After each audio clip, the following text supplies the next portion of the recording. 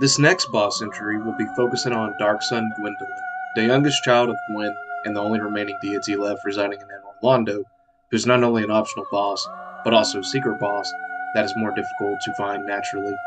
However, there's a quirky feature in the game that allows you to bypass and still interact with the boss without having the Dark Moon Seance ring, and save some trouble. By quitting out the game in the middle of a jump animation near Gwyndolin's arena door, you'll be able to access Gwyndolin without the ring. Dark Sun Gwyndolin is the leader of the Blade of the Dark Moon Covenant, who starts off as an NPC. If you decide to walk through the fog wall at any point, despite being a Dark Moon member, his boss fight will trigger. There's also nuance in dialogue whether or not you are a Dark Moon member upon entering his domain. Outside of that, killing Guinevere, which was an illusion made by Gwyndolin, is another means of being able to trigger Gwyndolin into an aggravated state towards you. When it comes to the design of Dark Sun Gwyndolin, he is composed primarily of white and gold, with the major focal point being his Dark Sun crown. His legs are snakes, and many often mistake Gwyndolin for being a woman, which is understandable given his androgynous appearance. Even in the lore, he was raised by his father as a woman. In addition to this, Gwyndolin is well versed in magic based around the moon, and in many depictions of the moon in real life history, they're typically depicted as a female entity as a moon, with the sun being a more masculine based entity.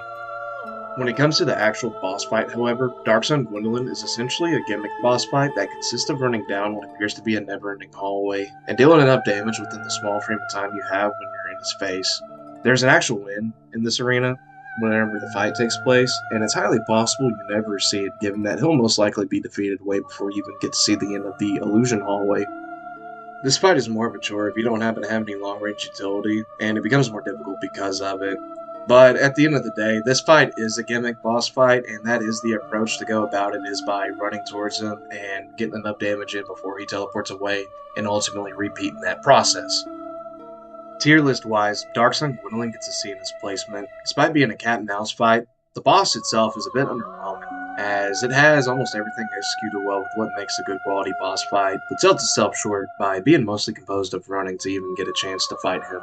This is the main gimmick though, and is intentional when it comes to this boss fight, however. Gwyndolin himself, though, has a lot of pressure under him with maintaining a covenant of so few people, trying to keep the face of his father's legacy going, even going as far as making an allusion to gaslight the chosen undead into keeping this legacy going, as well as just having a lot of responsibility being the only deity left in Anor Londo. It's kind of sad, but he's still an interesting character nonetheless, but as a boss fight, C is the most fair placement in my personal tier list with him. If you made it to the end or enjoyed this boss entry, be sure to like and subscribe.